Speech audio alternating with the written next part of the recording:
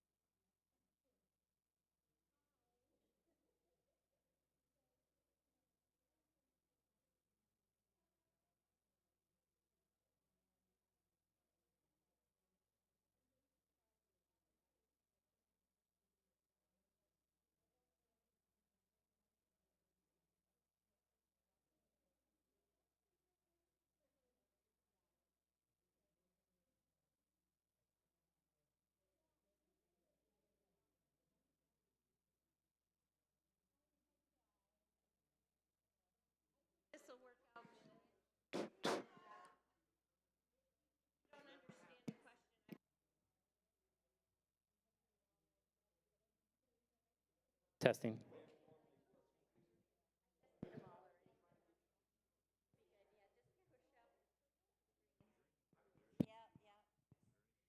Okay, everybody, we're going to get started. Hello. Is that too loud? Carson, too loud for me. Probably fine for them. Okay, that's better. I'm Kathy Stalick with Spunky Patriots, and thank you for coming. We really appreciate it. Thank you. Clap, clap, clap for yourself. Woohoo! John, if you want to come on up here, we'll get started with you. Folks, we are going to get started with prayer. And feel free to stand, please, and then we'll do the pledge, and we'll get going from there. Thank you. Let's bow our heads, please. Heavenly Father, we thank you for being our Lord and Savior. We thank you for the church tonight opening up its doors to this event. We ask that you would be with us tonight, help us to discern the truth, and guide us in our thoughts, our actions, and our tongues so we may glorify you. And Lord, we respect you, and we ask that we respect each other in our discourse. This we ask in the name of Jesus Christ. Amen. I pledge allegiance to the flag of the United States of America. And to the republic for which it stands, one nation, under God, indivisible, with liberty and justice for all. Yes. Okay, I don't have much in the way of announcements tonight, so it's going to be pretty quick. First of all, let's see. We do request donations for the tech gentleman in the back, Mr. Karsten. He does a great job. And so there will be a basket on the back counter there when you're leaving. If you wouldn't mind throwing in a few bucks for him, we'd appreciate that for his hard work. And second, we will be having a straw poll. So there's a box also back on the tech counter with little cards with each candidate's name. And if you wouldn't mind just marking down who you thought did the best this evening, and I will share the information after going through all of that with each of the gentlemen here, and that gives them a good idea where they're standing, at least with this crowd. So I can't say with everybody, but this crowd. So next, I'm going to call up Ken DeGraff. Oh, I caught you. He's got his hands full back there walking away. Would you like to come up and talk for a couple minutes, please? Are there any other candidates? I don't think so. So you're the guy.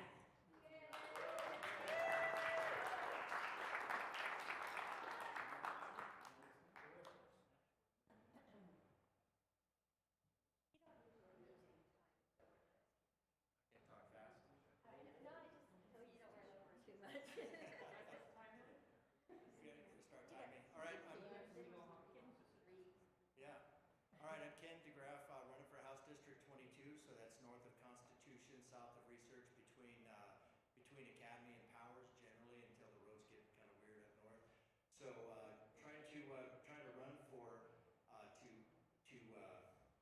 try to reinstill some constitutional values up in the State House, what I call the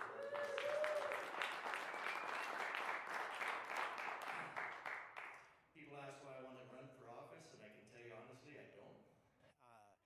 I still don't, but I'm willing to. We're looking at going through different bills and looking at stuff and going, oh, that is not where our Constitution has us going, and that reinforced by the class that we had last night. So, trying to the idea is, not to go up and be adversarial, but to go up and to work and to represent you, represent we the people, and make sure that the powers, that the just powers come from the consent of the governed. So if you're in House District 22, I'd appreciate your vote. And if you had no friend people in House District 22, I'd appreciate theirs. Thank you. Thank you. Okay, Karsten, you could go ahead and run the video.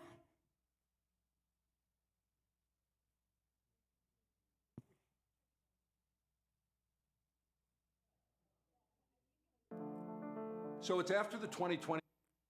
When is a voter guide not just a voter guide? So it's after the 2020 election. A lot of people were thinking, oh, 2022, 2024. And I said, hey, here in Colorado Springs, we have a city council election in the spring in 2021. What can we do? So I called up a good friend of mine, Debbie Chavez of Colorado Family Action. And I said, do you have any ideas? And she said, absolutely. Do a nonpartisan 501c3 compliant voter guide. I said, what is that? She said, well, in order to get into churches, you can't support or oppose any candidate or party. So what you do is you survey all of the candidates, ask them open-ended questions, and whatever they give you back, you publish it. You don't have any opinion. You don't even edit it if they're typos. I said, well, I think we can do that. And you know what? We did. In 6 weeks, we went from concept to delivering a voter guide for the city council election, and it had an impact. So what makes church voter guides different? Well, as I said before, we are nonpartisan and 501c3 compliant. So that means it's easy for us to be distributed within churches. It's why we call ourselves church voter guides. So pastors and congregants can get involved in the governmental realm, and there's no worry about the 501c3 status. The second is we don't have an opinion about the candidates. We ask open-ended questions, we let the candidates answer, and we publish what they send back to us, up to 120 words per answer, typos and all. So you get to read exactly what the candidates want to put in the guide. This is about activating the church. My heart's desire is that Christians walk in their kingdom calling. And so we're activating into the governmental realm, but it's really about activating Christians to get civilly active in whatever mountain it is that they're interested in. So it's a meeting place for churches, for Christians, for candidates, for the media, anybody who is interested in the elections, and we all should be, get out and vote, is to go in, research the candidates, and vote your Christian values. Our guide is completely online. All we print up are these little business cards that are for handing out, and that's what we're going to ask you to do, is hand them out to people that you know and people that you don't know, family, coworkers, complete strangers. It's the only thing that we print up, and we distribute them through churches and businesses and other organizations, and then people go online, and you can download a PDF version of the voter guide if you'd like to print it out, or we have a mobile-friendly version for you to just look at on your phone. So how can you get involved with church voter guides? Of course, I'm happy you asked. Primary thing, grab a bunch of our business cards in the lobby, get at least 10, if not 100, hand them out all across the region, the highways and byways. This is our primary way as a grassroots organization to get the word out. Secondly, if you know pastors and churches that may be interested in this, take it to them. Tell them this is 501c3 compliant. Have it educate your members before they vote. Thirdly, of course, promoting through email, text, social media. Our website is www.churchvoterguides.org. Just share it with people. Tell them before you vote, check it out.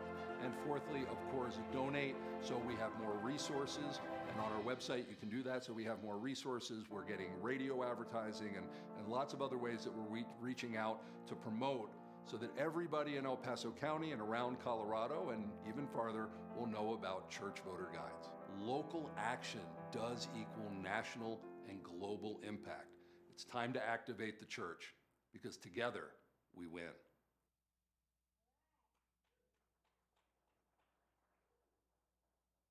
All right, we're going to get this party started. I'm going in alphabetical order by last name so I don't show any favoritism. Not that I have any per se. First, we've got Andrew, and then we're going to go with Daryl and Lojinos. After that, go ahead and introduce yourself, please, and tell a little bit about yourself. Sure, you bet. So most of you already know me, so I'm going to do things a little bit different and go way back. So I hope it's not too presumptuous, but I'm assuming about 150 years ago, Daryl's ancestors were recently emancipated. 100 years ago, my grandfather was a new immigrant. He was sleeping in the barn with the rest of the livestock, working off his indentures. 50 years ago, I believe, Lojinos' parents, if I recall, he said, were migrant workers newly immigrated from Mexico. Well, there are 6 people who are running for mayor this year. There's only 3 of us up here. This is the Republican wing of the Republican Party. The 3 of us came from humble backgrounds, and I don't know, I don't want to speak for the other guys up here. I know I never went hungry as a kid, but sometimes the menu was determined by what was donated to the food pantry. We here, again, I don't think I'm being too presumptuous. We believe in what the Republican Party stands for because we believe in America. We're proof that with a little luck and a lot of hard work, you can succeed in this country. We are still the land of opportunity, and we want to keep it that way. I don't think there's going to be a lot of disagreement philosophically between the 3 of us tonight. I think the disagreement that we're going to have, or the differentiation between the 3 of us, is going to be our motivation and what we plan on doing, how hard we plan on fighting for you. And we'll all say that we're going to fight hard for you, but I want you to take into consideration where we are and why we're running. So I got a degree in biochemistry. I paid for my own degree. These guys got to the Air Force Academy. That's great. I applaud their service. I didn't get into the academy. I got the highest SAT score at my high school. I wasn't quite what they were looking for. Got a degree, thought I was going to go be a flight surgeon, so I got the highest MCAT score in the country, and I still wasn't what they were looking for. So went back and got a master's degree in computer information systems. I spent 20 years in IT, the last 10 of which I managed a team of consultants. We did a lot of government contracts. When the government pencil pushers couldn't solve the problem, we went in, solved the problem on time and under budget, and then I went home. And that's my distinctive. Thank you.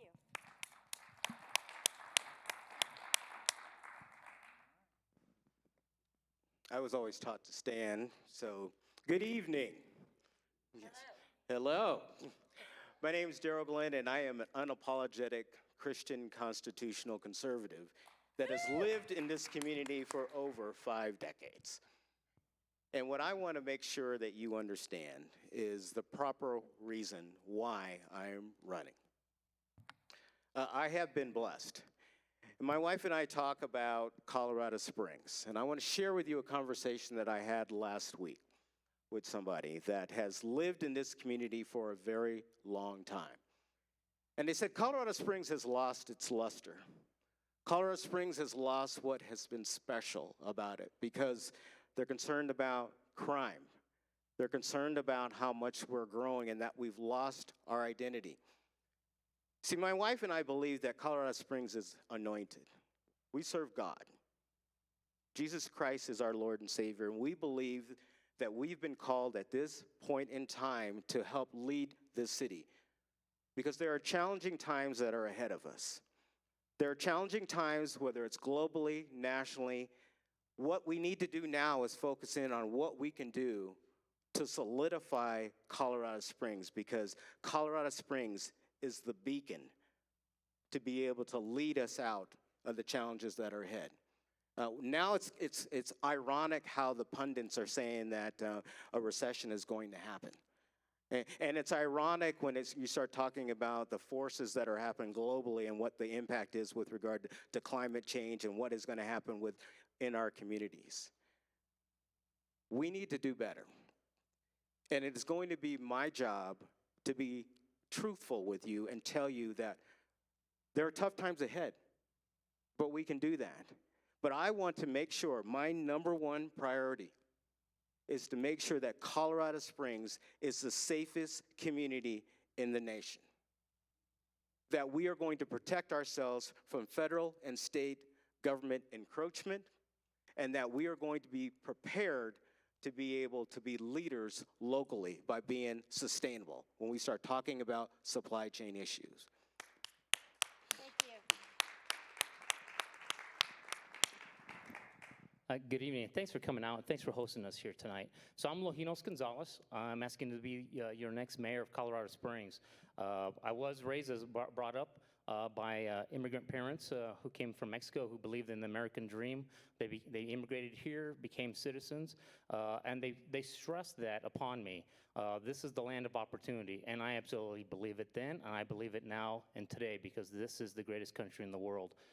They stressed hard work and education to me, and I took that to heart. I did earn an appointment to the Air Force Academy, graduated in '92, and I served 20 years in our great military as an Air Force intelligence officer, retired after 20 years as a lieutenant colonel, and then I returned here because I love this area. This was one of my favorite spot. So I came back because of the beauty of the area, the opportunity, and because of the great outdoors that I enjoyed. So in the military, I did serve in the Middle East 2 tours. I did work in Latin America, where I continued to work and lead others, and work with law enforcement in my times there, because I was doing a lot of counterinsurgency, counter-drug interdiction work.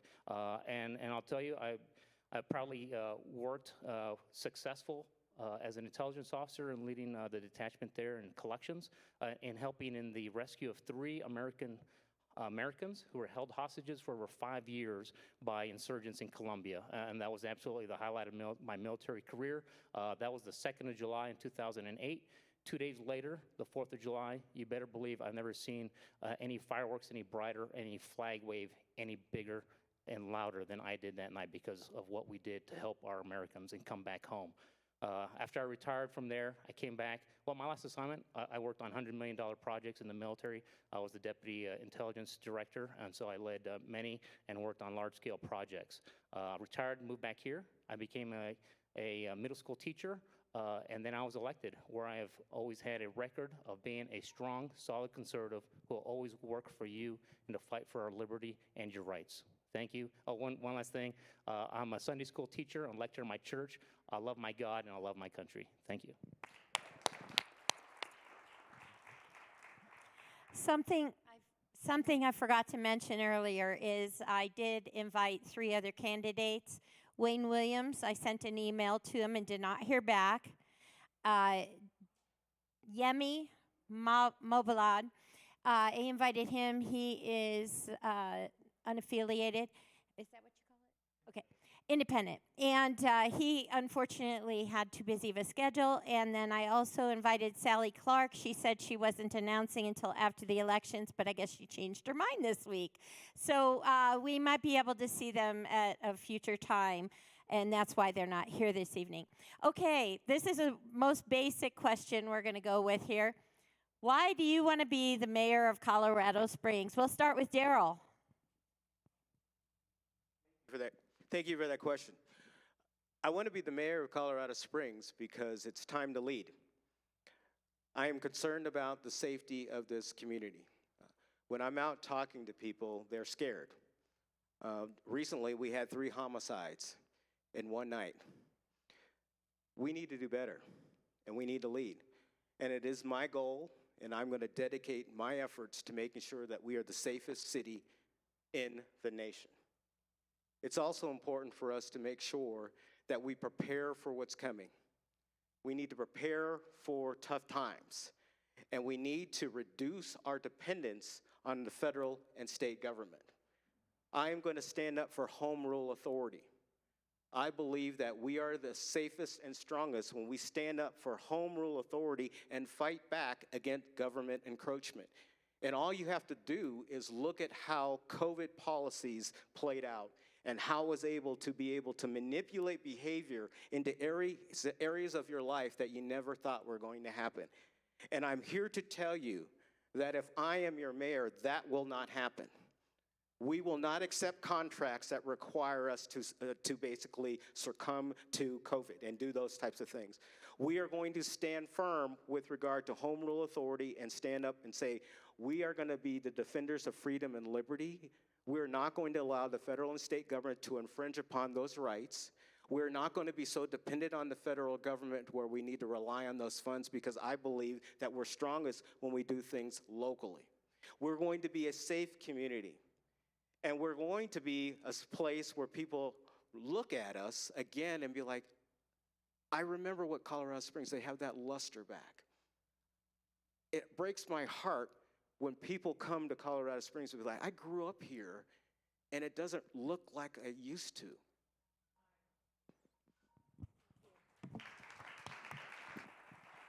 I just have a quick comment.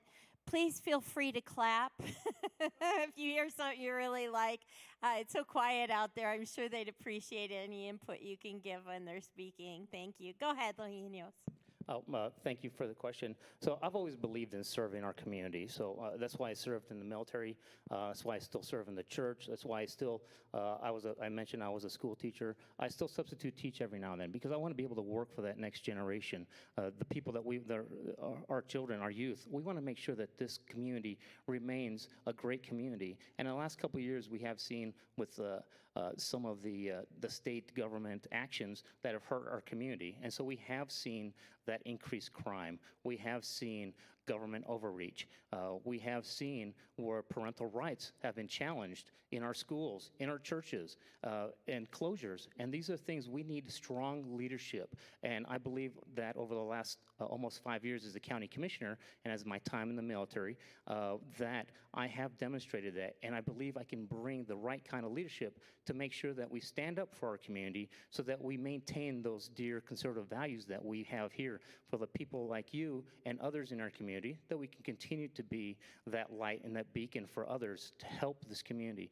I do want to prioritize our public safety to make sure that we bring down that crime rate that we've seen too much. As was mentioned here with killings, last year there was that neighborhood where they killed an entire family.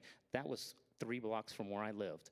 And I went out there, I spoke to those families, and I want to make sure that nobody has that here, because we want to make sure that our families and our children feel safe in their homes, in our neighborhoods, in our communities, and that our rights and liberties are not restricted from government overreach. And I want to make sure that we are fully recovered from this economic downturn that we've seen from actions happening at the federal government, so that we can maintain and improve our communities and again, become that beacon for others in the entire state of Colorado. Because as Colorado Springs and El Paso County goes, so does the state. We need to make sure that our values are protected and that we can do what we can for our communities. And that's why I think I should be your next leader as mayor of Colorado Springs, and ask for your support.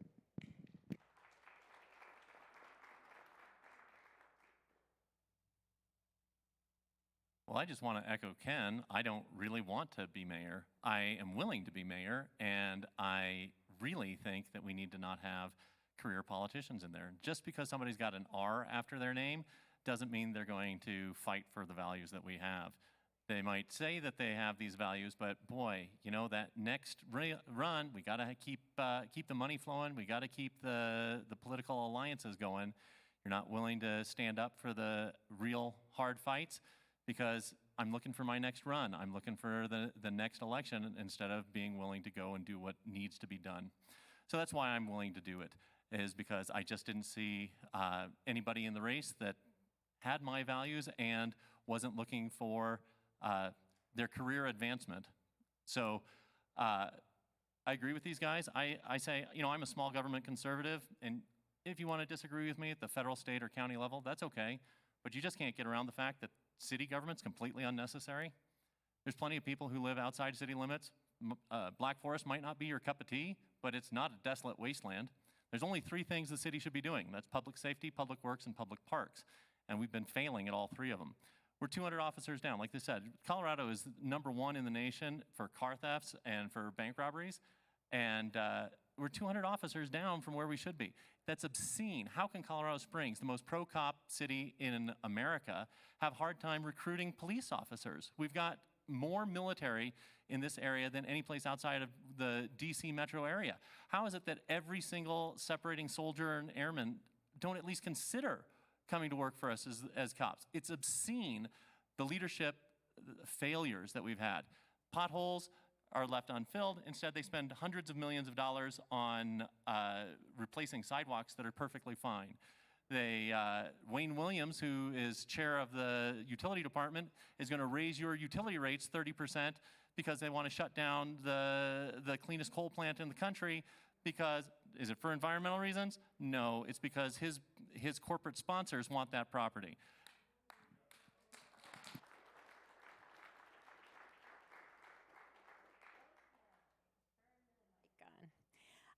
I'd like you to assess the recent performance of John Suthers, and if elected, would you keep it the same direction or would you change course? Go ahead, Lojinos. Well, I think that the mayor has done some things that have been good for the businesses, but we want to make sure that we're taking care of our entire community, and we have not seen that throughout the entirety of the city. We've seen certain areas that have benefited far more than other areas, and I believe that we need to provide opportunity that takes care of our public safety, our roads, our infrastructure, for all the entities, parks as well, as was just mentioned by Andrew.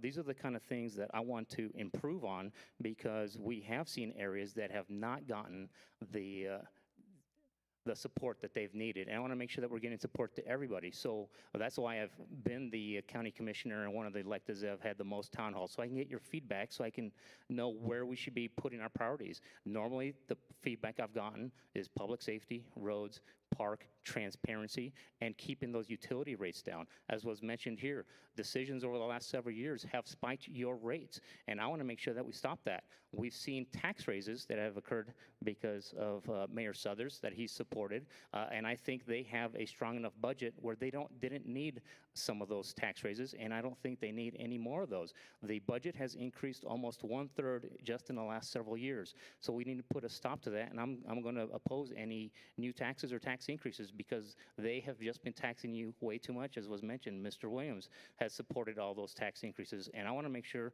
that we have an efficient budget that does not continue to burden the ratepayers and the taxpayers. So I want to make sure that that was the one area, or 2 areas. One is making sure that we're taking care of all our residents in all our communities, and then 2, making sure we're stopping these taxes, as the mayor did support those. I did not support some of those, or though I did not support them.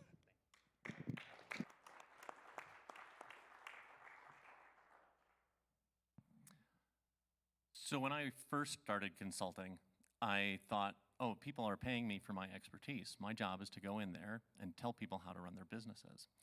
And then I realized pretty early on that that's not what I'm being hired for. And the same thing here. Like Lohino said, John's okay. He sure has an appetite for taxes. I think he was really pushing for the PPRTA. Right now, he was pushing for 2C. I'm not sure I see the benefit that we were promised with those tax increases. Instead, what we get is a lot of building downtown, like Lojinos was saying. I think there's a certain amount of Denver envy. If I wanted to live in Denver, I'd move there.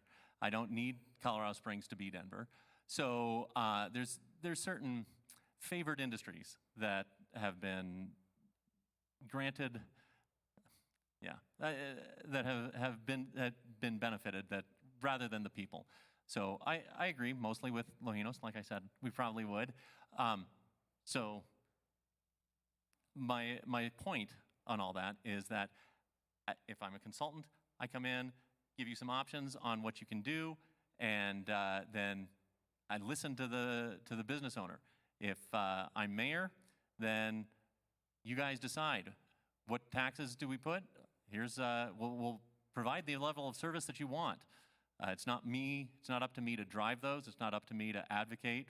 It's just me to execute.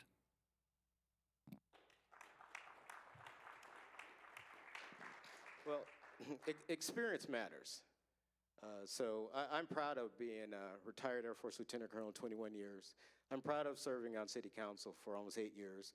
I'm proud of serving on County Commission for 8 years and ending the term as president of the board. John Suthers has done his job, but now we need a leader that's going to take us and prepare us for the challenges ahead. And this is not a time to bring rookies on board to lead us through these challenges. The recession is going to happen. I was in office when the last economic downturn happened, and you have to make tough financial decisions. I picture things like sitting at the kitchen table. And when I'm balancing the budget, I'm thinking of the conversations that I'm having with you and what you're having to do. And there are things that we're doing as a city that we can no longer do.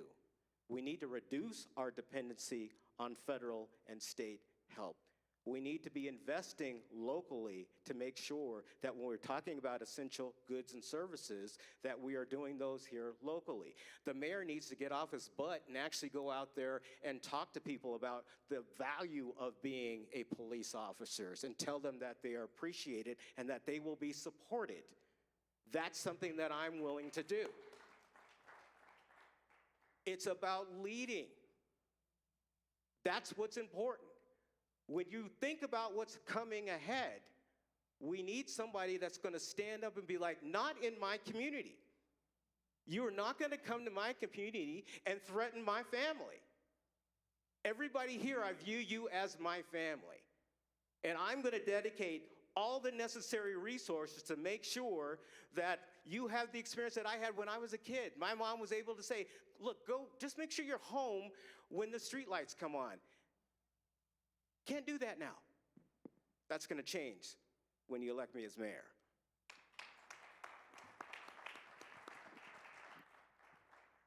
Our city is really growing. Please share your thoughts about the boom in building and the plans for our infrastructure to handle the growth. Do you feel all growth is good growth? Who is next? Oh, okay, there you go. Very good. All right, well, very good. So I think infrastructure is certainly one of the 3 things that I said was important. I think it's really interesting that Darryl said that, mentioned staying out until the streetlights came on and his experience with infrastructure. The last time there was a recession, he was on city council, they unscrewed the light bulbs for the streetlights, wasting money in an effort to punish you because you didn't follow their leadership. That's not gonna happen with me. You guys are in charge. I'm just there to manage things. But in terms of infrastructure, yeah, we've got problems there. There's certainly some issues we've got there. Water is obviously a huge issue. The utilities are being mismanaged. Certainly the current leadership there is doing a bad job there. There's not all growth is good growth, but we do need growth. I believe in markets solving problems. So right now, the average house price in Colorado Springs is approaching $500,000. I've got 6 kids. They're starting to grow up. My son's right there in the front row. He just turned 18 this year. I'd like him to be able to own a house at some point. It's a little hard to save 20% down, $100,000 when you're a young person. That's the only way in order to bring house prices down is by building more houses. That's just basic supply and demand. So we do need to grow. We need to grow intelligently and not do it in a way that is based on rewarding developers who have bought and paid for other politicians.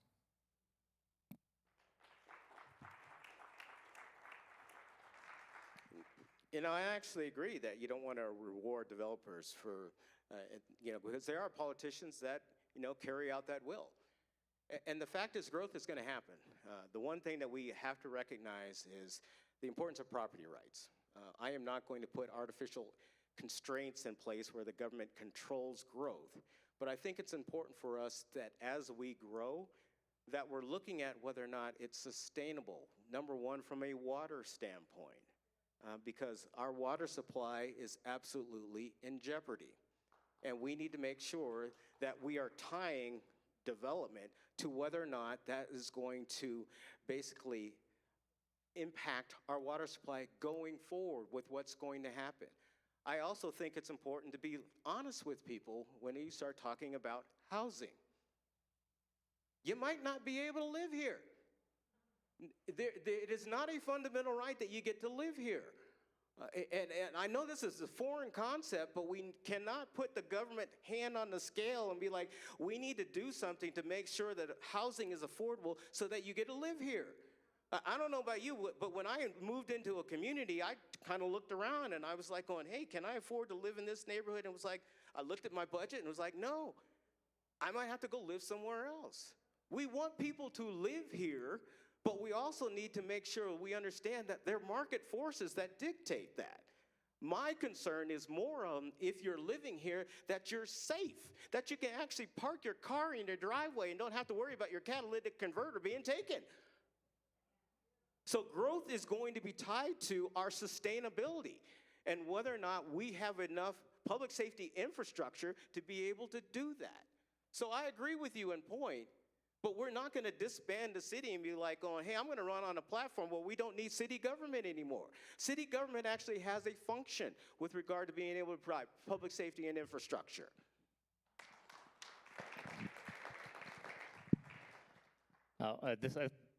Thank you for the question. And this is why, absolutely, it's one of my priorities. Infrastructure was one of those.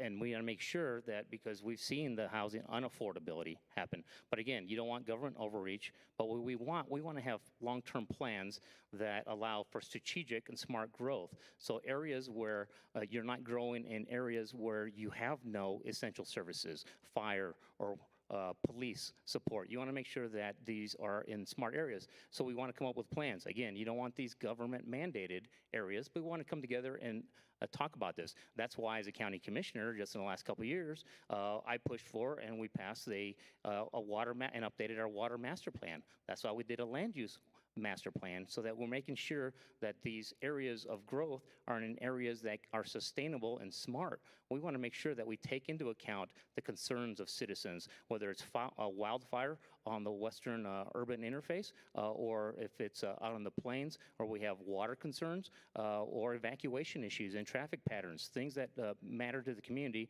that stress our essential services. So we want to make sure we do that. We want to make sure that we take all those things into account and then just help benefit the housing growth by, where it's smart, by cutting regulation, getting out of the way and not putting these costs that add to the cost of housing. We want to make sure that we're making water more efficient. And then also, in one of these things that we've been seeing is that as a county commissioner, I pushed for, and our county with the city, an intergovernmental agreement where the city and county were taken into this all into account. And we just assigned that about a year ago. And it's one of the things we want to make sure that we're helping the community grow smartly so that we're not adding the cost, but that it's not any government overreach. And one of the things we have to pay attention to is that there are government costs that are being driven by the state, and I have pushed back on through our Colorado Counties Incorporated support or opposition to these, and we've been opposing any of those state mandates.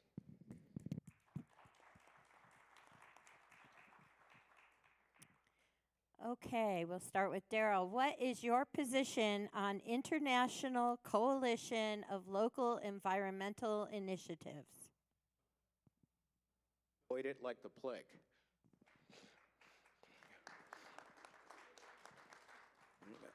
I mean, I don't know of any other better way to say that. There are enemies that are threatened by us, that are threatening our values, and we need to stand firm and not give away our sovereignty. And they're doing this by way of trying to come up with global policy, climate control issues, being able to infiltrate our government and take key positions from a policy standpoint. We need to understand that we are under attack.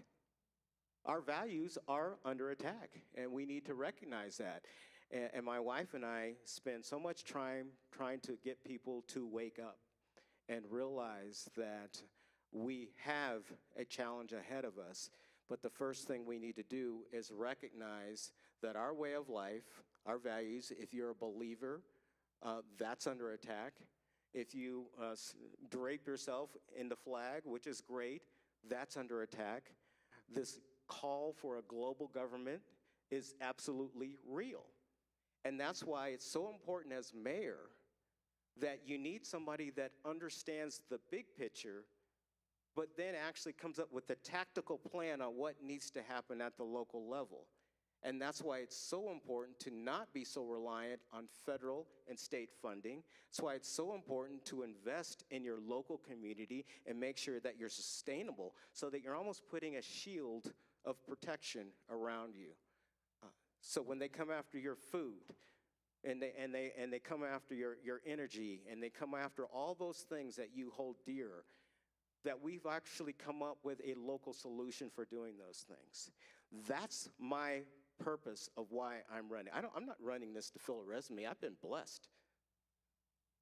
I'm doing this because I care about each and every one of you.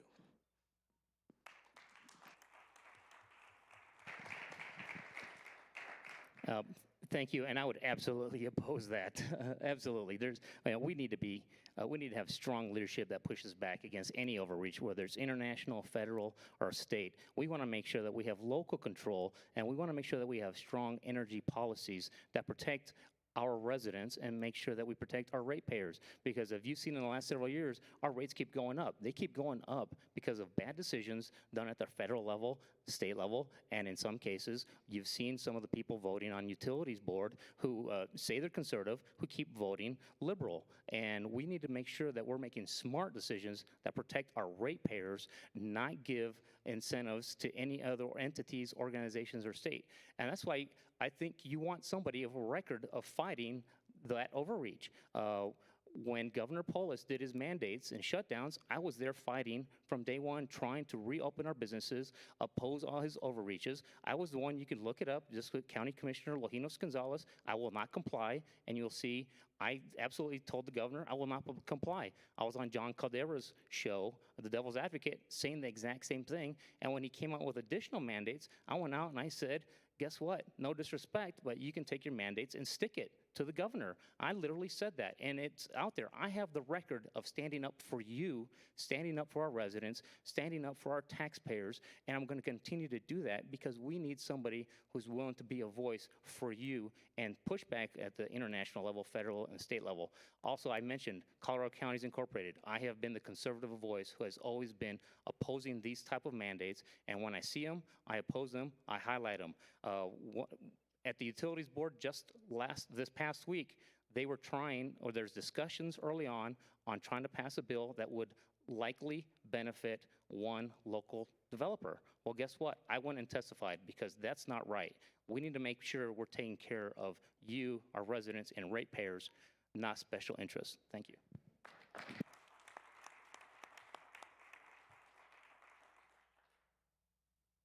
Well, again, like I said, there's not going to be a lot of ideological differences between us up here.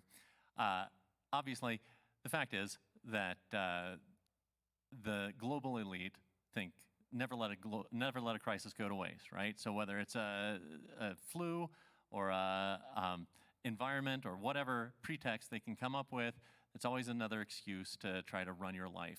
And the politicians who are in it for careers, that's how they work. It doesn't matter whether they've got an R or a D after their name. They're bought and paid for, and they want to take your authority and your sovereignty, just like they said. They want to take that away from you. So certainly, I don't recognize the validity of any intranational or international body. The UN is a fine debating society that is contrary to our interests. Their human rights body is who's on there? I think it's like Cuba and North Korea. It's the worst countries in the world are there. So any international bodies are, generally speaking, well, no, they're all bad.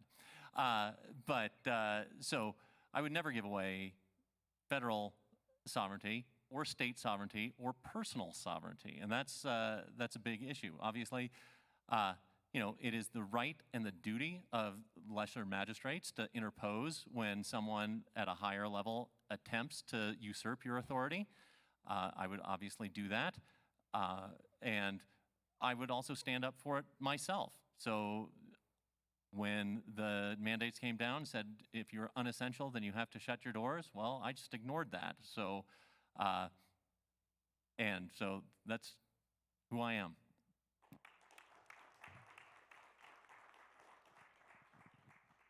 Okay, all of you have talked about public safety.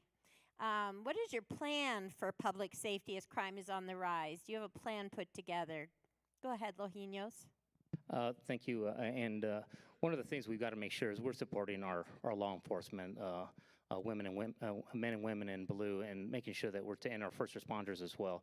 So I've always been supportive of them. Again, I've worked with them side by side at Northcom, down in Latin America, down in Mexico when I was working counter-drug, counter-insurgency activities, and making so I understand a lot of what they do and the dangers that are always there. And so I'm always been supportive. I have one of the endorsements of the pro-police rally, the founder of that, because for Colorado, because he knows I am supportive of our law enforcement. So I do have a plan. We need to make sure that those employees, we have the city of Colorado Springs doesn't have enough. We need to make sure that we're recruiting and retaining the best and making sure they're properly trained and get them back out on the streets, and making sure that our neighborhoods are safe for our community, for our children, and for our families. The other thing we're going to do, we're going to make sure we get more money into that. I do have a plan. There is additional dollars. Once again, that 1/3 increase over the last several years of that general fund budget, we should be prioritizing to your priorities. And I know that's public safety, roads, and infrastructure. So let's do that. We're going to be able to do that. I'm going to make sure that we do that in my 4 years as the next mayor, God willing, as the next mayor. And what we're going to do is also make sure that we get feedback to make sure that the areas of the city that need the response times get improved on. One of the things that came out earlier this year was, unfortunately, call center answering response times are drastically low in comparison to the peers here for Colorado Springs and to our local regional peers. We need to get money or training. If it requires money, I'm going to put it there. If it needs training, we're going to put it there. What we need to do, we're going to make sure it happens, because I'm going to be prioritizing that, because the #1 job, again, for our government is ensuring public safety, and I want to make sure that that happens. Thank you.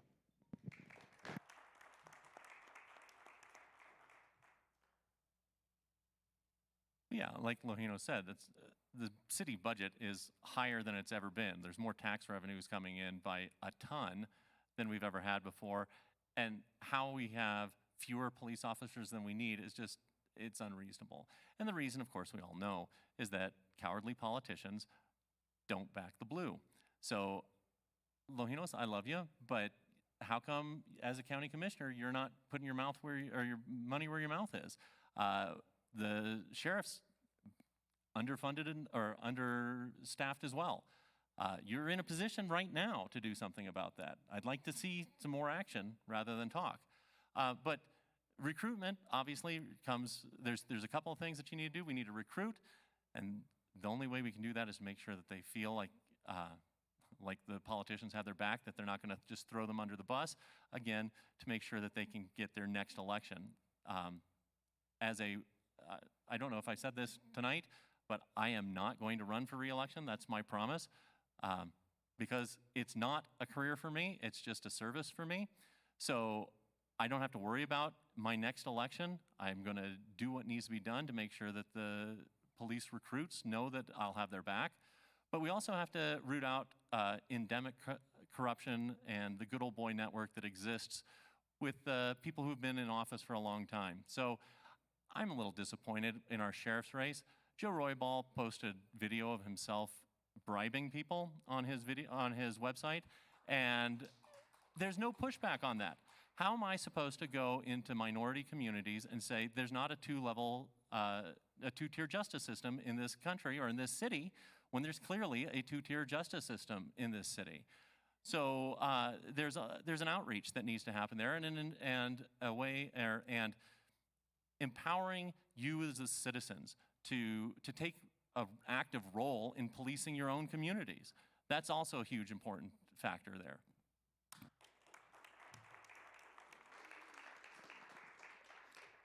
you know, and I think there's a lot of agreement here. I have a 3-step proactive policing plan. Number one, like I said, the mayor actually needs to get out, get into the neighborhoods, get into the churches, talk to military people, and go out and recruit people to join the police force. We don't have a revenue problem with regard to that. They need to understand that they're valued, and you actually need to go out there and recruit them. And we need to do a better job doing that. And I think if the mayor actually, one that has grown up in this community, can go into areas and talk to people and have conversations about how important it is for people to be a part of this community, and let them know that we're going to bring you on board. We're going to make sure you have the proper tools, training, and equipment, and that we're going to back you when we need to. That's step one. Step two, we're going to arrest people. I'm going to make it very clear. We are going to arrest you. And I don't care if you get out in the afternoon. Well, I'll have somebody waiting for you when you get out. We're going to arrest you and rearrest you until you are so sick of being arrested, you're going to want to leave this community. Colorado Springs is going to have the reputation, if you want to get arrested, go to Colorado Springs. That's something that we need to make sure that people understand, and we're not going to turn a blind eye. If you do something wrong to disrupt the family, you will be arrested. Step three, if you're a politician that's in the way, I'm going to be your worst nightmare. I don't care if you're a Republican, Democrat, Blue Party, Green Party, I will build a coalition to get you out of office. Because if you're making sure and you're passing policy that makes our family unsafe, I'm going to do something about it. I'm going to rally all the people that are in here, and we're going to absolutely lobby and make sure that we get you out of office. So I am fired up about this, and we need to do something instead of talking about it.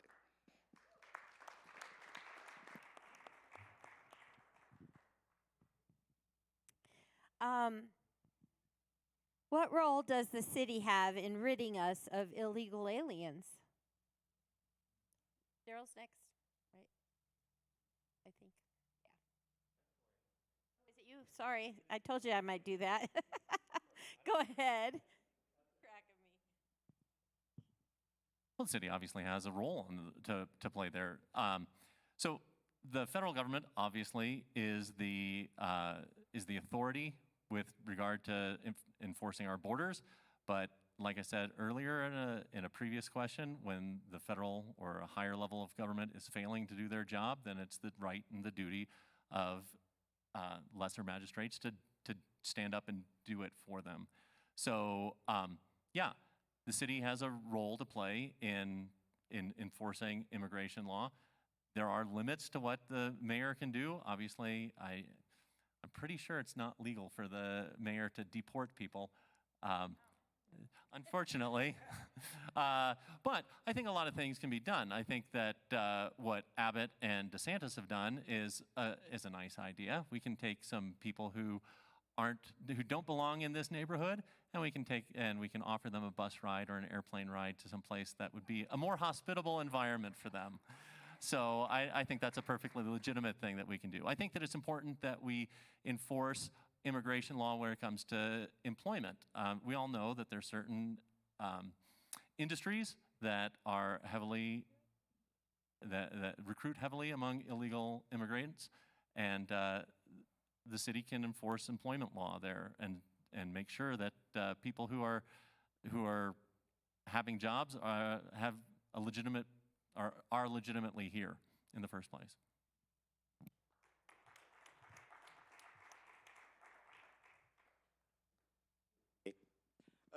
You know, and I agree a lot with what you're saying. You know, and again, the main thing is recognizing what we do as a city and protecting home rule authority and enforcing the law.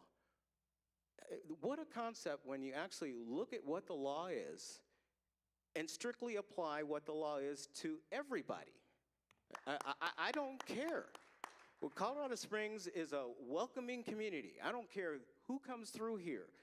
And if you're here to visit and spend money, we want you to spend money, that's fine. Where you check people is when they actually break the law. And then you find out, well, are you here legally? Are you doing these types of things? And you hold people accountable for those particular actions. But I want people to understand that I'm not going to sit here and put a gate up and basically ID check everybody that comes here. That's not my job. My job is to make sure that I protect the people in this community as mayor and enforce the laws that protect your rights and privileges as a citizen, and I will do that. So, if there are people that are here and should not be here, we are going to politely ask them to leave, or we will help them leave. But we want to make sure that people understand, when you think of Colorado Springs, and I want to paint this picture, we are going to be the beacon of freedom because of the role we are going to play in the future. And I hope that you're prepared for that. Because when you talk to a lot of people, people say that there's something about Colorado Springs that has this special anointing. And with that comes a responsibility to make sure that we do the right things and hold everybody accountable to the same rules and laws. And that's what I'm going to do.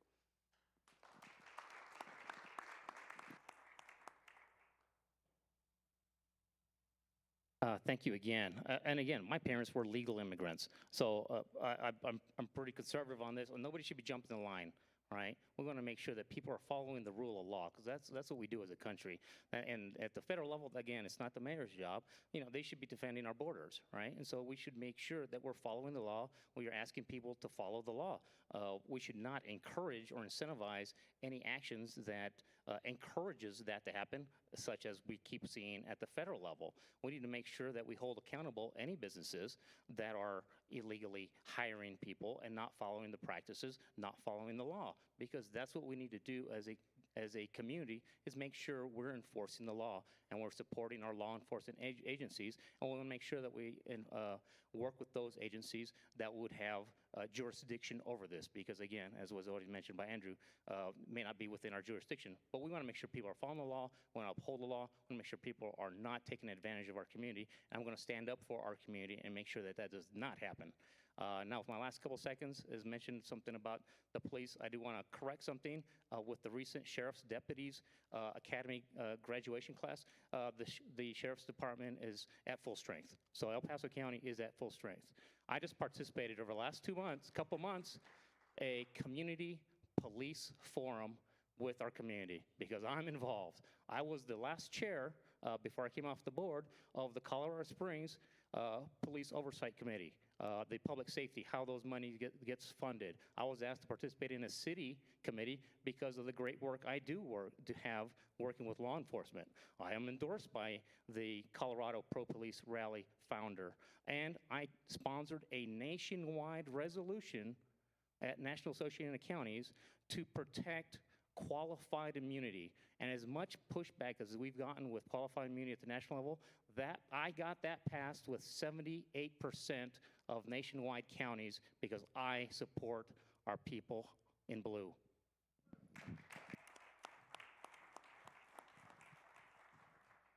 This time I know it's Daryl next. Okay. This question. Okay. What is your position on sustainability? That word is kind of gives a shiver because it has global implications. When I think about, and I'm going to try to bring it back to its true context. You know, as far as, I'm a military guy, so when I was on active duty, I spent a lot of time with readiness. Sustainability was actually a word that we used. And so bringing it down to why we need to be concerned about that, what's happening globally, and what we need to be doing locally, is we need to make sure that we have a community that's prepared to not be dependent upon either the state or federal government for energy, for food, and other essential resources. So instead of looking at sustainability from the standpoint from a global perspective, I want to bring it back to the proper context on what we can do as a community to look at those things. So think about, you know, your life. Do you have enough food to be able to sustain yourself in the event that you have hard times? When you're looking at our energy supplies, one of the dumbest things that we've done is when basically with our coal plant. I think that we are going to regret that. That weakened our sustainability. So we need to be looking at how can we absolutely rectify that? And what can we do to be able to deal with our energy, and how can we bring it close to it? Because I look at it from a supply standpoint. You want to bring it as close to the local community as possible. So we are going to be looking at regulations to make sure that we free people up to be able to be entrepreneurs, outside the box, creative thinkers, to be able to have multiple jobs that aren't so tied to the government. We're going to be looking at ways to how can we actually deal with our food supply here locally. That's sustainability on what we can do as a community to make sure that we guard ourselves from the federal and state government. Wow, and that's something that could cover just about everything. So I'll take a little bit in terms of sustainability. Some of it is, how do we make sure that we have our local control? One things we touched on just a little bit, utilities, sustainability, making sure that we keep strong and efficient local energy generation and production, and push back anytime there's, again, federal or state overreach, over regulation that makes it harder and harder and more expensive for our residents to pay for our utilities or generate utilities smartly. We need to make sure that we're doing things in a way that protects our local control and make sure that we are able to control that. Cut regulation. Again, this would stop some of that, I'm talking about at the federal and state level, and allow that free market. When small businesses, they're the lifeblood. We need to make sure we're supporting them because when we support them, we support our families, we support our employees, and we're making sure that we have a strong local business climate that is sustainable. And if there's anything that happens, as was mentioned, in terms of a chain and transportation that hurts globally or nationally, that we're better insulated. So we need to make sure that we have a long-term plan that protects our community and make sure that our businesses, our small businesses, and residents are taken care of. We want to make sure, again, local control. Anytime we see overregulation, we need to cut that. We need to push back. And again, a lot of that sustainability is going to be driven by the decisions made by city council and the mayor. There's an important city council race that's coming up. 5 of those 9 are likely going to be up for election. We need to make sure we have good candidates for that as well, because they're going to be all the votes for utilities. And so, because we've seen recent bad votes that have spiked the cost to residents and have hurt our sustainability. And I want to make sure that we're getting on the right path that makes smart decisions for our community so we are sustainable in all aspects. Thank you.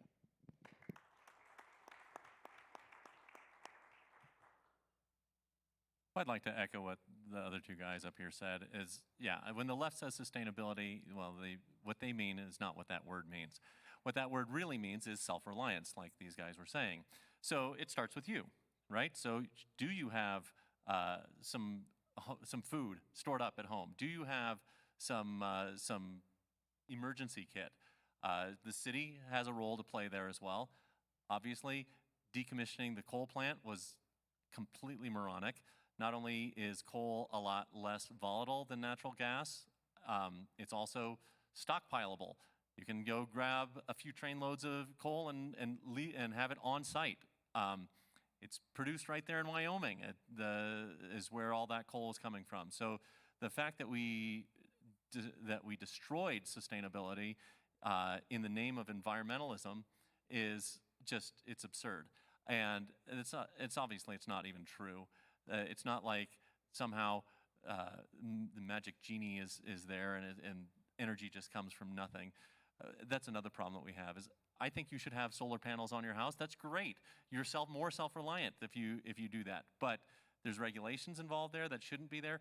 And those are mostly made from Chinese materials. And that's another issue that we have to deal with is, are we becoming vulnerable to a geopolitical adversary? And so sustainability in the wrong term is often meant, who was it whose son had a contract with a Chinese energy company? I think there was somebody at the national level. Yeah, it's politicians who've been in office for my whole lifetime who are selling you out to our enemies. That they use that pretty word to try to cover their horrible corruption.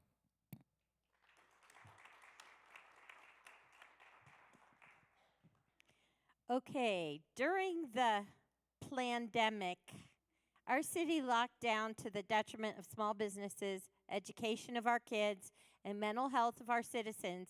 Would you comply with unconstitutional mandates and lockdowns going forward if you are the mayor? I know this has been touched on, but I already had the question ready. And Daryl, you're first this time, right? Or am I off again? Doggone it. Go ahead, Lahinos. No, Can't thank, get this right. thank you. And I greatly appreciate this question because I think that's one of the things that this group can be very confident in where I stand, because you saw me during those shutdowns push back. I was, there might have been one other, maybe another elected official or two that spoke as loud as me, but from day one, I was pushing back on that.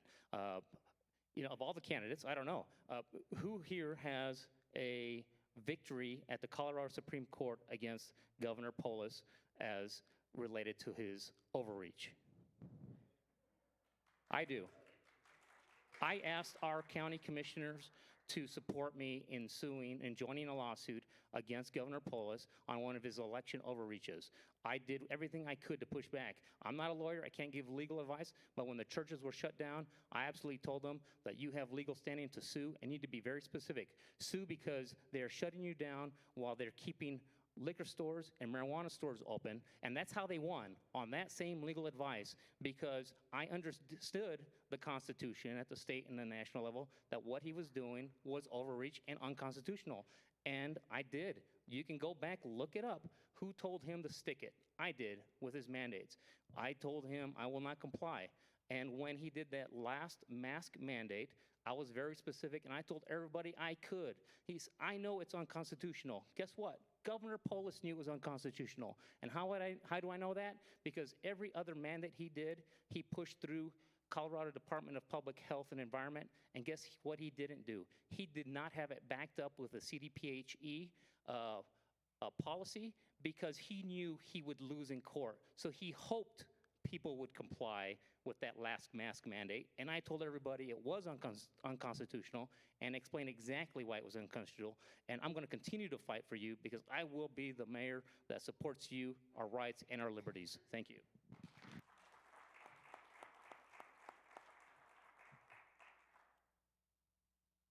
I don't think there's anybody on this panel who's going to say they're for shutdowns.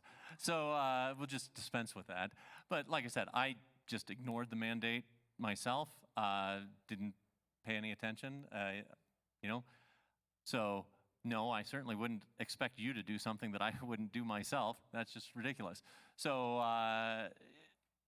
like Lohino said, you're free people. You're the sovereign of this country. You don't have to obey somebody because they were elected. Anthony Fauci isn't your dad. He's not your ruler. You are his ruler. You're the boss. There's no the idea that the government can dictate everybody is put under house arrest and you have to prove that you have a right to do something or you have permission to do something.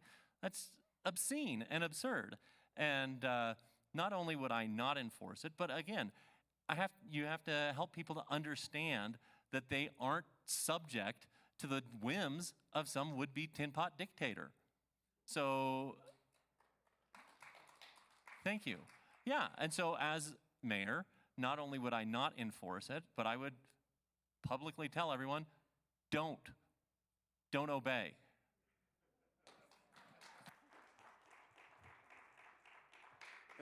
Well, and again, there's a lot of agreement here. You can go on my website. I'm very clear that I will absolutely fight against mandate.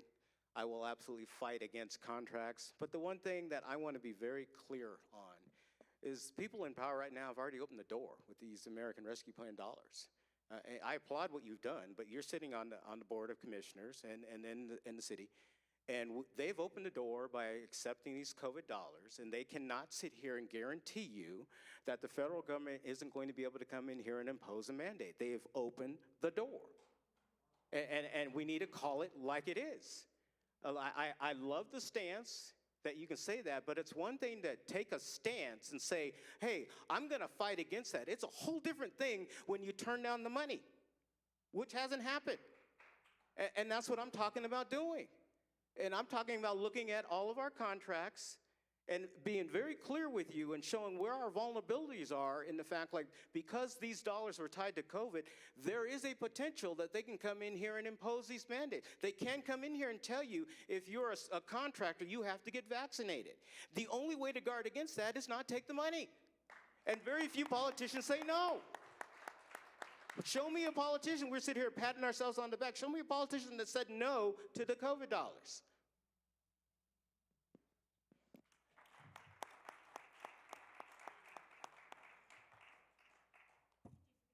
I think so.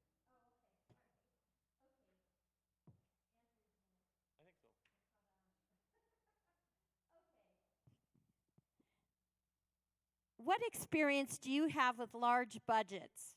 How are you equipped to handle a budget as large as the 2023 budget of $423 million? Andrew. So like I said, I spent 10 years not just being a consultant, but managing a team of consultants. We had some of the largest organizations on earth that we worked for. So we worked for Honda, for the state of Wyoming, for the Department of Defense, for the New Jersey Department of Corrections. So I've spent a decade managing large projects with large budgets and a lot of people and moving parts.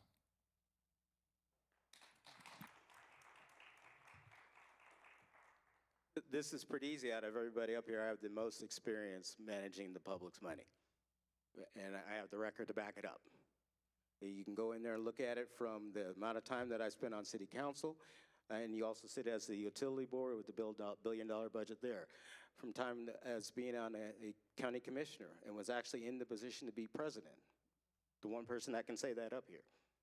So that when you start talking about managing people's money, that's why it is important to have experience. Not every politician is in it just to be able to just find their next job. I applaud people that are, basically have been blessed and they want to put their values out there and they say, look, if you want to hire me to do this, I want to go do this. And so, yeah, they're career politicians, but I think that we use that hyperbole a lot to kind of paint everybody with a broad brush and somehow think that, well, you shouldn't serve. No, actually, if there are people that are out there that are crazy and want to run your government, I'm going to wave my hand and be like, I'm not going to allow this person to serve. But absolutely, it's time to go home at the end of the day after you've served and live under the laws that you've lived by and have passed. And that's why I've been a big proponent of term limits. And you got two candidates that are going to be between Wayne Williams and Sally Clark. When you start talking about term limits, we're going to revisit that discussion. You all know where I stood on that issue. Show me a politician that did what I did, where I joined the Board of County Commissioners and could have run for 3 terms, and then sponsored the resolution to reduce my term. I did that.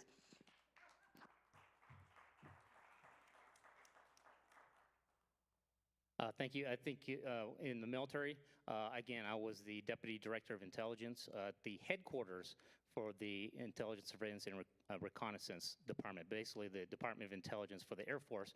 I was the Deputy Director. So I led personnel and $100 million projects. From there, I was also the test and evaluation, where I was managing, again, $100 million budgets, maybe even billion-dollar projects on some of these Air Force equipment contracts. Everybody knows me as a county commissioner. I am the most fiscally responsible and taking care of your tax dollars, because that's what it is. It's not government money, it's your money. And I want to make sure we do things effectively. I'm going on 6 years as a county commissioner, or again, I have that record of making sure I am effective and efficient with your tax dollars, because again, it is your money. I want to make sure that we're doing things right. People have seen me manage properly, and again, fighting as hard as I can for your priorities: public safety, roads and infrastructure, making sure that we're taking care of the things you care about most, so that your families and your children are taken care of and protected, they feel safe in our communities, and that your roads are as best possible. We have a very tight budget at the county. I have always voted every time to return your tax Tabor dollars. Not everybody has, okay? And so I want to make sure that people understand I am looking out for you when we're looking at these budgets, and I have the record and the history of managing $100 million projects. I do want to finish again one more time. I had no intention to say anything, but somebody said something again, so I will just say one thing in terms of turning down dollars. Daryl Glenn said yes to federal dollars to pay for the toll lane on I-25, and it was Mr. Glenn's signature on the grant request with listed almost 10 times for the toll lane for federal dollars. So I just want to correct the record. Thank you. That's an absolute lie, because as the president of the board, as the president of the board, you have to sign off on that. But you can go back and look at the tape with regard to I oppose that. So as a person of faith, that is an absolute lie. You're the only name on the grant request. Because I was the president of the board who has to sign off that the majority voted for. And if you were actually put in a position of leadership, when you sign off on the proclamation and you sign off on these things, the president actually has to carry out the will of the board. And so when you sign off on... Daryl, we voted after that. We did not know about it until afterwards. You can look it up. I'm glad we can talk about that with you and the toll lane here. So I'm glad we can get personal. Thank you. I think you folks might be able to look that up on your own, so keep an eye out for that. All right, Daryl, you're next. What do you think the #1 challenge facing the next? What do you think? I want to be sure you hear the question. What's the #1 challenge facing the next mayor when it comes to management of the department and working with both the city council and the board of commissioners? Well, the #1 challenge for the mayor is going to be, and I've talked about this before, is getting the city prepared for the recessionary times ahead. You're going to have to be honest with people that we aren't going to be able to be all things to all people. You're going to have to look at different departments and make sure that if there are things that can be done in the private sector, you absolutely let the private sector do that. You want to make sure that we become lean and efficient and hold people to a level of excellence that is going to be expected. And starting with public safety, that is going to be the priority. The budget is going to be prioritized around that. But the most important thing, again, like I'm telling you, is leading. And you're going to have to be straight with people on what's happening with regard to the economy and what we need to do. And we need to, when we have the opportunity, when these fancy federal dollars are floating down there and they want to be able to say, if you take these dollars, we can do that. And at the state level, we need to be able to say we cannot do that. We need to be focusing on what can we do here locally to make sure that we're investing in our infrastructure and not making us dependent upon the federal and state government. With regard to the county commissioners, I think it's important. You have to have a cooperative arrangement with regard to good relationships.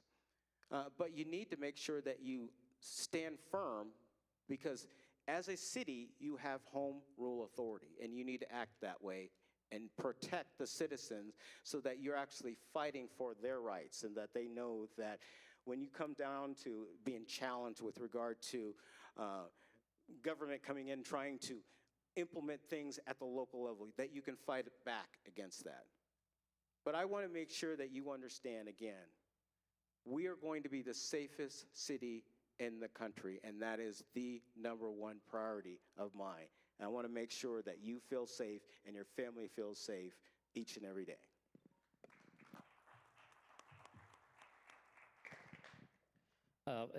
I do think that, any recessionary impact would be something we need to address.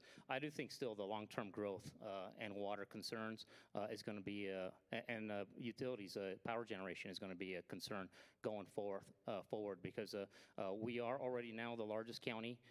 Colorado Springs is the largest city, and within probably the next 15 to 20 years, it's already predicted that it will become the largest city in Colorado. And so we need to make sure that we're doing things that are smart in terms of strategic growth, that, again, also make sure it protects our water resources and doing so in a way that's smart for our community, again, ratepayers and our residents. That connection has already been started. Again, during my term, we just 2 years ago and signed last year, worked with an intergovernmental agreement with Colorado Springs and El Paso County, just working on this type thing, making sure that we have those long-term plans in place so that we're making sure we're making efficient and maximized use of our essential, mission essential services to make sure that we're doing this in a smart way. So again, we want to make sure that anything gets done with the water resources is done something smartly and jointly with all our communities, not just the county, but all the other municipalities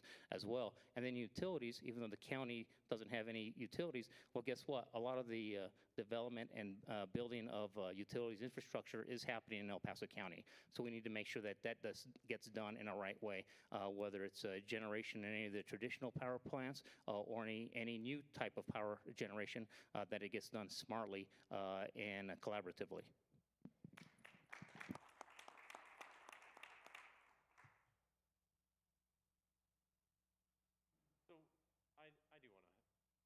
There it is. I do want to give props where it's due. Daryl's certainly been mentioning home rule and turning down money with strings a lot, and that's absolutely true. You know, there's so many bad policies that are pushed down from federal or state because money came with strings, and that's absolutely. It's important that the city maintain its dignity and its independence, and not go whore itself out by chasing, grants from federal or state that come with strings and that undermine our quality of life. So I do want to give Daryl props for that. In terms of working with the city council and the commissioners, I look forward to working with you, Lojinos, as you continue as a county commissioner. And so then, but no, Daryl's right. There is a leadership thing. I mean, so as chief executive of the city, it is my job as mayor to do what you, the owners, tell me to do. But there is a leadership component, and shepherding things through city council as necessary is a huge part of that. Again, I've got a lot of experience as a consultant, and so I'm used to making things happen on time and on budget. And I'm, like I said, my undergraduate degree is in biochemistry. I'm a data-driven kind of guy, so I can see what needs to be done and work with people with that. Immediate priority is get the cops staffed up. That's obviously the first most important thing. Then we can start talking about infrastructure. Obviously, infrastructure is number 2 on that. But again, the last time we had a recession, there are certain things that were done. We locked the bathrooms in the parks. We unscrewed the light bulbs in the street lights, and that was done as a punishment for you in order to try to get back at you for failing to raise rates. That's what the city council did at the time, and that needs to not happen this next recession. This is going to be the last question. School shootings have parents, school districts, and law enforcement agencies looking for ways to ensure schools are always safe. What plans do you have when it comes to school safety? What policies would you enact and why? And that's for Lojinos.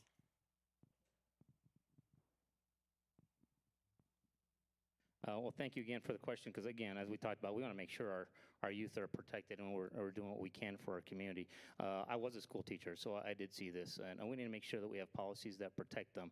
With strengthening, again, law enforcement, making sure that we have strong, competent leaders and resource officers in our schools. We want to make sure that we have local control. We have 17 school districts, so in the community, in the county, and most of those are in Colorado Springs, spread out, and we have a lot of different rules. Out in the east, we have some that some of the teachers can be armed if they are properly trained. So we want to make sure that if that's an option, that we consider that. because we want to make sure that options are on the table. We want to make sure that we work with the communities. We want to make sure that, again, our parental rights. We want to make sure that the parents are actively involved in making decisions with the community and with the city and all our partners in making sure that we're taking care of our children, our youth, and our community. Again, taking care of our neighbors. And that local control is something I always fought for, and making sure that those school districts, school board members, and again, those parental strength and rights, because they're the ones who are going to get to elect those school board members. I want to give them the support they need. Let's get together. Again, I was already on a couple of law enforcement forums with the community. Let's have those again for the schools on this specific issue. Again, we want to get your ideas on how we can do them, but I'm very willing to make sure that we have people there that are protecting our children, whether that's a resource officer or the teachers themselves, but it's got to be something that those people voluntarily do so, but I don't want to restrict them. But again, those are the kind of things we can do as a community. Let's work with our school boards and make sure our parents are listened to.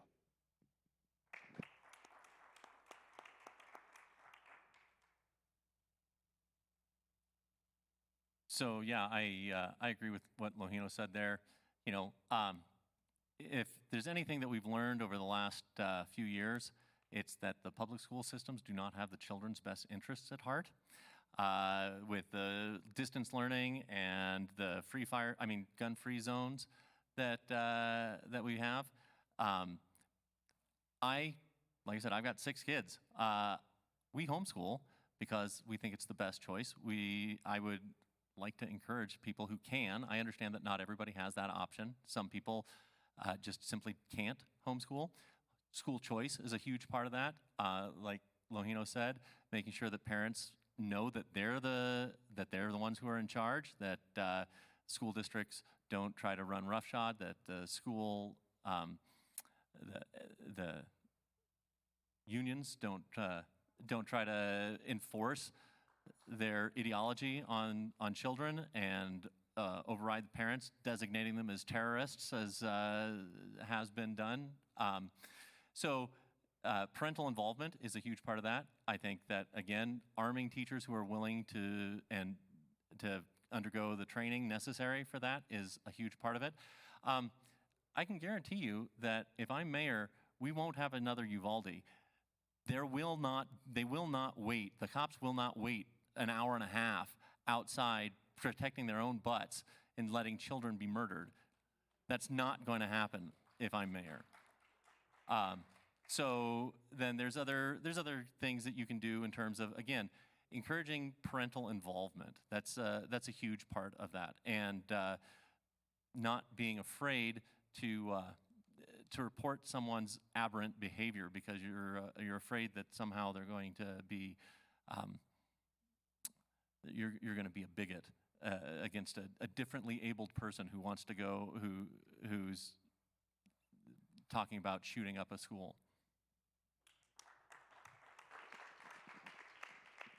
Yeah, this is an area where there's a lot of agreement, and I just want to be very clear because it wasn't really emphasized in the fact that when you're looking at the job of the mayor, school districts that does not fall under the mayor's job.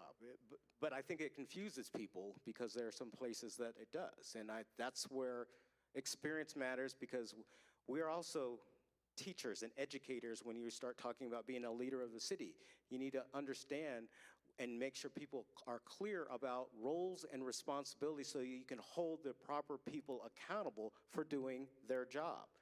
Now, as mayor, I think that you absolutely should be out front and making sure that it's very clear that we have a safe community and that you're going to work with your school districts, and you go to them and it's like, what do you need to help to make sure that our children are safe? And you want to work with your parents and talk to them about what is it going to take to make sure that when you send your kid to school that you know that they're safe. It's a partnership arrangement. So I agree with everything that you're saying. I want to make sure that that kids have the experience that I have. I remember there's nothing better than, as a kid, your parents kick you off. It's like go to school, and they don't have to worry about it. You were able to bike to school, leave your bike there. I remember one time tire got stolen. I think that was the worst thing that happened.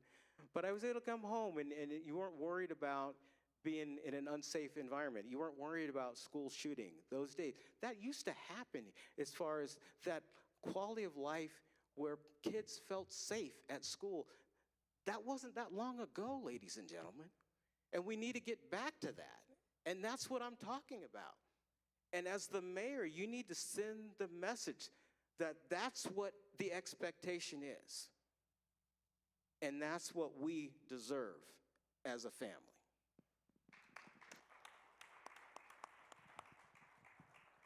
Okay, I'd like each of you, starting with Andrew, to just give us your final appeal.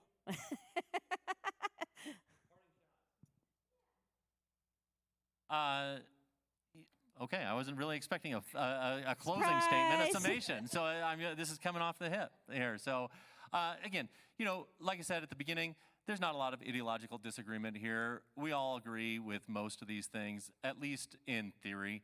A lot of it has to do with just execution, how that's going to happen. And, Daryl, I'm not saying you're trying to build a resume. I'm saying this is your second career. And no matter how long you're in power, power corrupts. And the longer you're in, the worse it gets. And that's just fact, and we all know it. And thank you. Thank you for your service in the military. Thank you for your service. You have been a fiscal conservative, both of you. But one of the things that we really need to do as conservatives is make sure we build the bench and we support new candidates to come up. And yes, I'm a huge proponent of term limits. I think that people should go serve, go home, live under the rules that they promulgated for everybody else. And career politician is really antithetical to that. So do I have the experience that these guys have in public service? No, that's intentional. So, and I don't intend to. Like I said, I'm going to serve 4 and then be done. I won't run for re-election, and I really, frankly, have better things to do with my life than run for office all the time.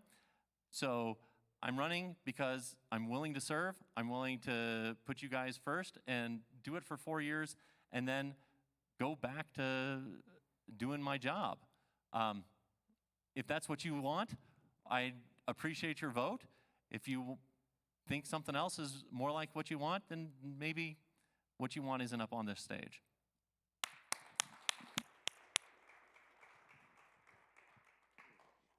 And I applaud anybody that wants to serve. And if you want to serve multiple times, if you've been elected multiple times, then that's fine. Then maybe you're doing a good job. I'm not here to say, look, don't be a career politician. I'm here because I care about each and every one of you. I'm motivated each and every day about the conversations that I'm having out talking to people that grew up in this community, and they say Colorado Springs has lost its luster. That Colorado Springs isn't that special place. That Colorado Springs is growing at a pace that we cannot sustain. That Colorado Springs is no longer safe for my children.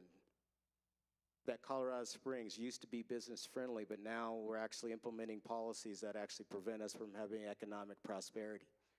That Colorado Springs is not willing to step up to its role as the leader and to be the defenders of freedom and liberty. I'm running because I see the challenges ahead of us. I'm running because I am concerned about threats that are happening globally and nationally and what we need to do to be prepared. And we've been asleep at the wheel.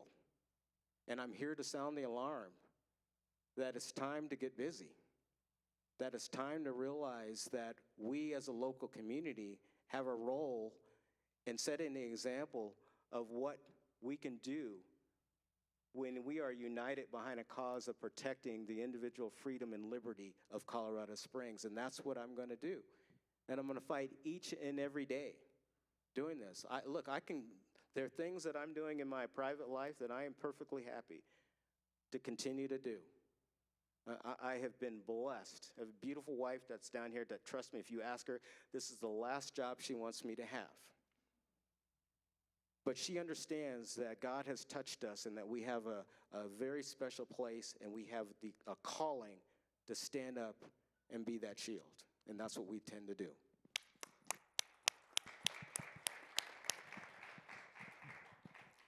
Again, thank you for having us tonight, and I want to make sure that I thank all the candidates up here. You have three good conservatives here. And I want to make sure that we also thank you for coming out today. I'm Lojinos Gonzalez. I'm running for mayor of Colorado Springs. I ask for your support.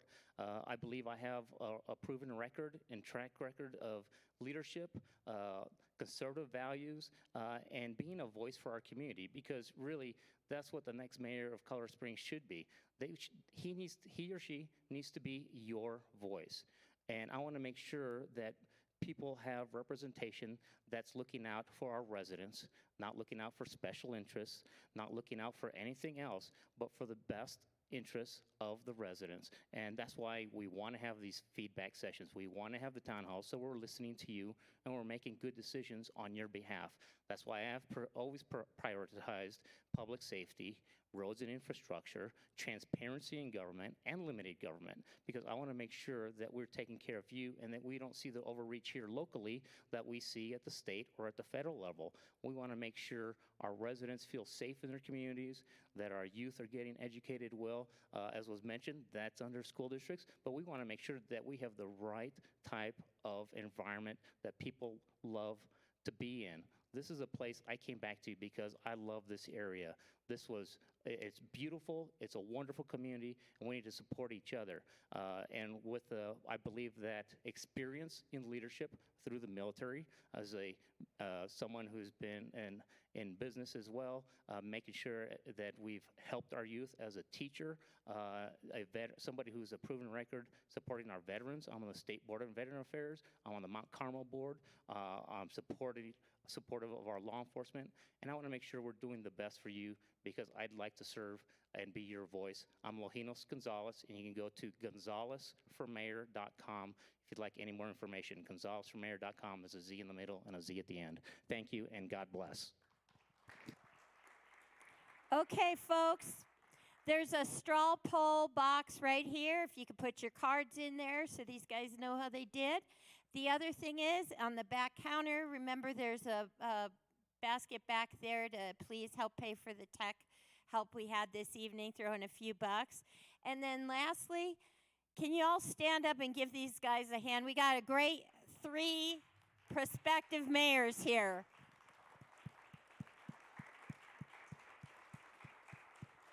They will be available out in the lobby area if you want to talk further with any of them or if you have any questions. Thanks for coming.